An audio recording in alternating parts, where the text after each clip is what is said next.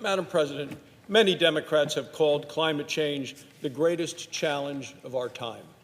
Representative Ocasio-Cortez in the House, she is the Green New Deal's lead sponsor.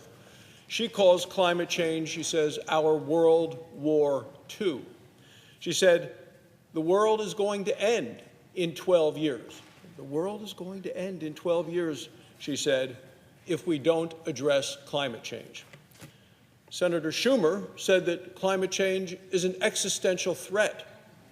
When the Green New Deal was introduced just last month, Democrats lined up to support it, to co-sponsor it, to agree with it. Senator Markey of Massachusetts called it the kind of generational commitment, he said, that we need to transform our economy and our democracy.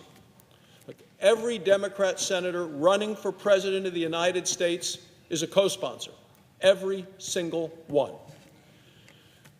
When Leader McConnell called for a vote on the new Green Deal, Senator Schumer said, go for it, bring it on, said it right here on the floor of the United States Senate. Presidential candidate Senator Amy Klobuchar of Minnesota, she agreed, saying that she would vote yes. That's how she said she would vote yes. We'll see what she does today. Well, Madam President, today the Senate will vote on the Green New Deal.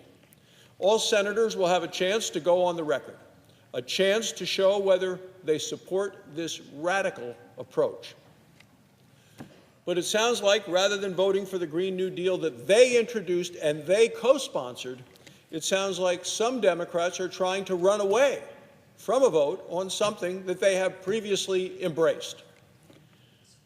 If so many Democrat Party leaders support the Green New Deal, why aren't they willing to vote for it and stand up behind it today?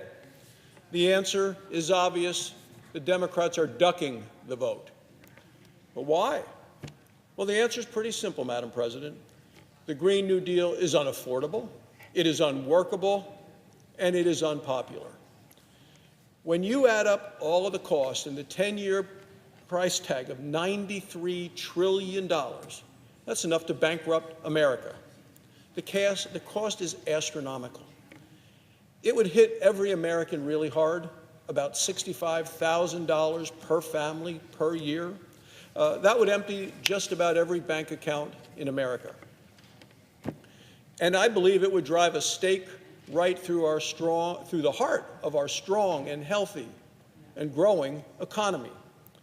The Green New Deal would massively increase the role of government in our lives and the size of government, the expense of government. Madam President, let's be honest, the climate is changing. It continues to change. It requires a serious response. A serious response. The Green New Deal is not that response. This plan would eliminate fossil fuels. It would require 100% renewable energy, carbon-free energy, in just 10 years. Well, the goal is to meet all of our energy demands in the United States through, quote, clean, renewable, and zero-emission energy sources. Well, we need more renewable energy. But the goal of going from where we are to where they want to be is absolutely impossible in the period of time outlined. Robert Bloom from the North American Electric Reliability Corporation wrote in the Wall Street Journal saying, quote, an all-renewable power grid is destined to collapse.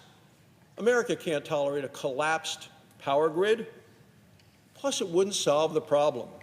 Turning off America's economy won't lower global emissions. America way in reducing emissions. Reducing emissions. Since 2007, U.S. energy emissions have fallen by 14%, while global emissions continue to rise. In 2017, the United States produced just 13% of global emissions. China and India together, over 33%. So emissions are going to continue to climb until these countries take action. Emissions in the United States continues to decline. Shutting down our energy would also harm American workers. That's why major labor unions oppose the Green New Deal. The AFL-CIO labor union, which represents 12.5 million workers, says we will not accept proposals that could cause immediate harm to millions of our members and their families. I agree. Even former President Obama's Energy Secretary, Ernie Moniz, called the Green New Deal impractical. He said it would hurt American progress in reducing emissions. That progress came from innovation, not from massive government taxation and regulation. So Congress must continue to support technologies like nuclear power and carbon capture and utilization, things that we know make a difference. And we have done this in a bipartisan way in these areas. So I want to continue to work with Democrats to find real solutions. We have passed legislation in a bipartisan way for advanced nuclear power plants, for carbon capture, sequestration, using the carbon in productive ways, whether it's for medication, whether it's for construction products. Look, the Green New Deal is not the solution for America. It is a big green bomb that will blow a hole in our strong, healthy, and growing economy.